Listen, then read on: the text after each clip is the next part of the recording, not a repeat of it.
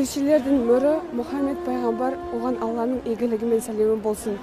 Мұхаммед оған Алланың игілігімен сәлемі болсын. Қандай еді? Ол әкесінің түрін көрген жоқ, ал анасынан 6 жасында айырылды. Ол жүрегі зәм-зәм суымен жуылып, шайтаннан қорғалған адам. Ол өмірінің әрбір сәті, тіпті қалай тамақ ішіп, қалай ұйықтағанына дейін кітапқа түсіп сақталған әлемде жалғыз тұлға.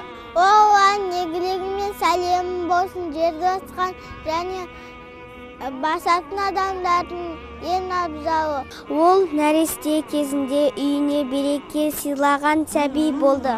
Тон-тон кітапқа жүк болатын өнегелі өмірінде кемел адам болуды сөзімен де, ісімен де көрсете білген. Оған Алланың игілігіменен сәлемі болсын.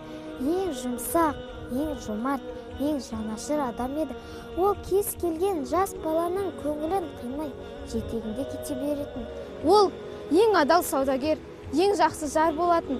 Ол Айша анамызбен жүгіріп жарысатын, еркелететін, оны барлық адамдардан қатты жақсы көретін. Ол тәкаппарлықпен киінбейтін, даңдайсып жүрмейтін.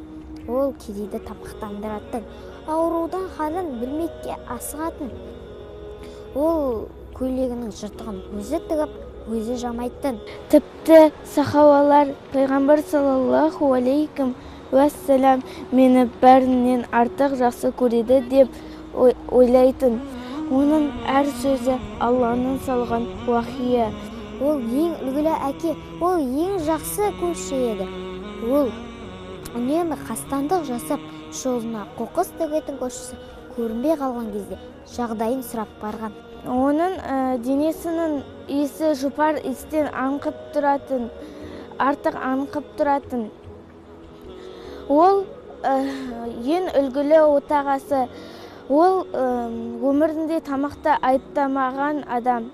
Ол сабырлы, ең шыншыл, ең қамқор жан болады. Ол 23 жыл бойы ағаштан, тастан, жасалған мүсіндерге сенбей, тек қана Алладан ғана пана тілеген жалғыз адам.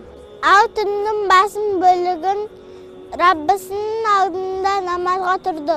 Ол әзілдесе де тек шындықты айтатын. Ол мешіттің ішінде дәрет отырғызған адамға жұмсақтық көрсете білген ең көркем мұғалім.